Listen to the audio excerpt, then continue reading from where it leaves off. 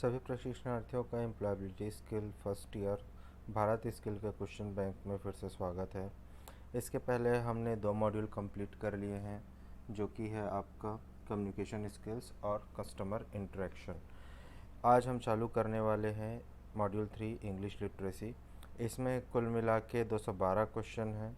इन 212 questions को हम cover करेंगे अलग अलग वीडियोस में, तो लगभग 10 वीडियोस हमको लगेंगे। चलिए हम पहला क्वेश्चन चालू करते हैं। Sending emails to communicate information is a form of. Email भेज के कम्युनिकेट करना ये किस प्रकार की जानकारी है? पहला ऑप्शन है स्पोकन कम्युनिकेशन, बोल के, रिटन कम्युनिकेशन, लिख के, ओरल कम्युनिकेशन, फिर से बोल के, या फिर वॉइस के माध्यम से। तो इसका सही आंसर होगा रिटन कम्युनिकेशन, क्योंकि आप जानते हैं कि ईमेल लिख के हम करते हैं। ठीक है, नेक्स्ट क्वेश्चन।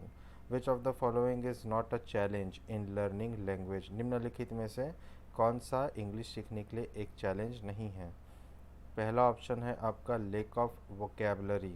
वोकेबलरी यानी बेटा शब्दकोश, है ना। तो शब्दकोश इंग्लिश सीखने के लिए बहुत ज़रूरी है, हमको पता है, तो ये आंसर नहीं होगा।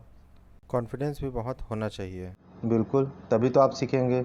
आप प्रॉपरली मोटिवेटेड होना चाहिए, है ना, तभी तो आप नई चीज़ों को सीख पाएंगे। आपको डिमोटिवेट रहेंगे तो आप कहाँ सीख पाओगे? तो इसका सही आंसर होगा lack of companion, option D. Next question. Which of the following statement is true? निम्नलिखित में से कौन सी बात सत्य है? पहला ऑप्शन है using mother tongue to learn English can be useful, मतलब आप अपनी मातृभाषा का प्रयोग करके इंग्लिश बेहतर तरीके से सीख सकते हैं। ये सही आंसर है ना। बाकी आप उसमें पढ़िए, ठीक है। चलिए आगे बढ़ते हैं। Question number 4। Of the strategies listed below, नीचे जिन स्ट्रेटजीज को लिखा गया है ना, नीचे जिन स्ट्रेटजीज को लिखा गया है, which one can help you in setting a goal to learn English? Goal यानी होता है बेटा लक्ष्य, ठीक है। और इंग्लिश सीखने के लिए, है ना, आपका जो लक्ष्य है वह निर्धारित करने के लिए निम्नलिखित में से कौन सा ऑप्शन जो है वो उचित है? ठीक, तो ऑप्शंस देख लेते हैं। Planning a short term for a week, एक समय के लिए शॉर्ट टर्म गोल्स बनाना, नहीं, ये गलत बात है। Short term for a month, एक महीना के लिए छोटे लक्ष्य बनाना, शॉर्ट टर्म यानी छोटे लक्ष्य, ये भी गलत है। Planning a short term for a week, a month and a year, ये आपका होगा सही आंसर, कि आप एक हफ्ते के लिए, एक महीने के लिए और एक साल के लिए आप प्लानिंग कीजिए। किसी भी चीज़ की प्लानिंग ऐसे ही होती है कि भाई मेरे को साल भर में पुस्तक ख़त्म करना है, एक महीने में मैं इसमें से 10 चैप्टर ख़त्म कर लूँगा, तो एक हफ्ते में मेरे को कम से कम 4 चैप्टर या 3 चैप्टर इसके पढ़ने पड़ेंगे। इस हिसाब से आप हमेशा प्लानिंग करेंगे, ठीक है। Next question. What is the first step in learning a language? Language सीखने के लिए पहला कदम क्या होता है? तो पहला कदम तो हमेशा क्या होगा आपका? प्लानिंग। हमेशा आप पहले क्या करेंगे? प्लानिंग करेंगे, ठीक है। चलिए, what can one do to overcome shyness? Shyness यानी शर्माना, ठीक है, शाइनेस यानी शर्माना, और ओवरकम यानी उसको पार करना या उस पर जीत हासिल कर लेना या उसे समाप्त करना। तो घबराहट या शर्माना को ख़त्म करने के लिए हमको क्या करना चाहिए? तो इसका सीधा सा एक जवाब है try to talk to friends often. आप अपने दोस्तों के साथ बात करिए। इंग्लिश में भी अगर आपको घबराना कम करना है तो आप अपने दोस्तों से इंग्लिश में बात करने का ट्राई कीजिए। टूटा फूटा बोलेंगे क्या हो गया, आपके दोस्त को कौन सा इंग्लिश आता है? दोनों मिल बांट के सीखिए, है ना। 7th, we read and type in English whenever we, हम इंग्लिश में लिखते हैं और पढ़ते हैं। रीड यानी पढ़ना, टाइप यानी कि लिखना या टाइप करना इंग्लिश। जब हम क्या करते हैं, जब हम बीच में जाते हैं तब लिखना पढ़ना पड़ता है क्या? नहीं। बीच यानी समुद्र का तट। जब हम लेथ मशीन पे काम करते हैं? नहीं। जब हम किसी ऑब्जेक्ट को यूज़ साइज़ करते हैं तो भी आपको इंग्लिश की ज़रूरत नहीं है। आपको ज़रूरत होगी जब आप ट्रेन या मूवी के लिए टिकट को बुक करेंगे, ठीक है, या फिर एप्लीकेशन फॉर्म भरेंगे, या आप कहीं पर जाएंगे इंटरव्यू के लिए, अपना रिज्यूम बनाएंगे, इन सब में आपको इंग्लिश की ज़रूरत पड़ेगी। Developing one's vocabulary can be done through, vocabulary यानी शब्दकोश, है ना। शब्दकोश बढ़ाने के लिए आप क्या कर सकते हैं भाई? आपको क्या क्या करना पड़ेगा? पहला ऑप्शन न्यूज़पेपर पढ़ेंगे, ठीक है। वीडियोस देखेंगे इंग्लिश में, ठीक है, इंग्लिश में कोई बोल रहा है उसको सुनेंगे, ये भी ठीक है, तो इसका आंसर हो जाएगा ऑल ऑफ द अबव। ठीक, चलिए आगे। Blank words state the name of a person, place, thing और एन आइडिया। ठीक है, कौन से शब्द किसी व्यक्ति, स्थान, वस्तु या एक विचार के बारे में बताते हैं? तो इसका वो होगा, आंसर होगा नेमिंग वर्ड। किसी पर्सन के बारे में बताना है तो आप उसको एक नाम दोगे, स्थान को नाम दोगे, वस्तु को नाम दोगे, किसी एक विचार को आप नाम देते हैं।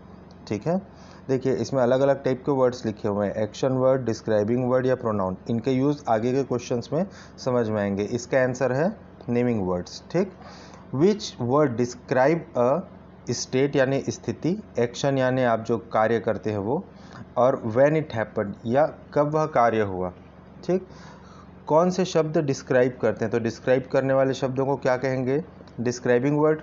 ठीक है, चलिए जैसे कि उदाहरण लेते हैं कि मुझे अभी बहुत बुखार है, तो मेरी स्थिति बता रहा है कि मुझे बुखार है। ठीक, या मैं अभी क्रिकेट खेल रहा हूँ, है ना, ये मेरे कार्य को बता रहा है, एक्शन को। ठीक है, तो ये सारे क्या हैं? Describing word. Which words describe naming words according to colour, shape, size, quantity, feel, sound. ठीक है, उम्मीद करता हूँ सबका आपको मतलब पता है। कलर यानी रंग, शेप यानी आकार, साइज़ यानी उसका आकार, साइज़ यानी वो बड़ा है या छोटा है, क्वांटिटी यानी कितनी संख्या में है, उसका एहसास कैसा है या उसका आवाज़ कैसा है। ये सारे शब्द क्या बताएंगे आपको? ये सारे शब्द हैं आपके डिस्क्राइबिंग वर्ड। क्या हैं आपके? Describing word. अभी मैंने एग्जाम्पल दिया था। ठीक है, blank are words used in place of naming word. Naming word के जगह हम जिसको यूज़ करते हैं उसको हम क्या कहते हैं? प्रोनाउन। जैसे आप बोलेंगे श्याम क्रिकेट खेल रहा है, Shyam is playing cricket, he is hitting sixes. Shyam की जगह क्या आ गया? ही। ठीक, तो ही क्या है? एक प्रोनाउन। ठीक है, चलिए इन सब का डिटेल थ्योरी लेक्चर्स में है बेटा, आप लोग थ्योरी लेक्चर्स देखेंगे तो आपको और अच्छे से समझ में आएगा। ये हमारा शॉर्टकट है सीखने का। ठीक है, question number 13, choose the describing word in the sentence. इसमें से डिस्क्राइबिंग वर्ड क्या है? सेंटेंस देख लेते हैं। The instrument has a smooth finish.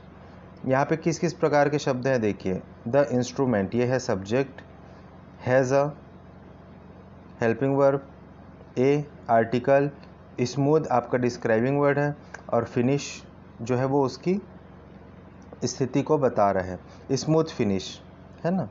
तो इसमें से डिस्क्राइबिंग वर्ड क्या हो गया? स्मूथ। ठीक है, चलिए 14, Kumar is pasting stickers on a box. Kumar एक बॉक्स में स्टिकर्स को चिपका रहा है। ही इज़ बिजी, वह व्यस्त है। तो इसमें प्रोनाउन क्या हो गया भाई? प्रोनाउन वो होता है जो नाउन के जगह आता है। नाउन है यहाँ पे कुमार, जो एक लड़के का नाम है। वह कुमार की जगह हमने क्या यूज़ किया? ही। तो इसमें प्रोनाउन क्या हो गया? ही।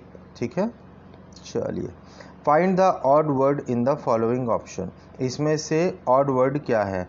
ठीक है, प्लम्बर एक प्रकार के कार्य का नाम है। जो व्यक्ति नल वल बनाता है उसको प्लम्बर बोलते हैं या प्लमर बोलते हैं। वेल्डर जो वेल्डिंग का काम करता है। फिटर जो फिटिंग का काम करता है। तो ऑड वर्ड क्या हो गया? फिक्सिंग। फिक्सिंग एक क्रिया है।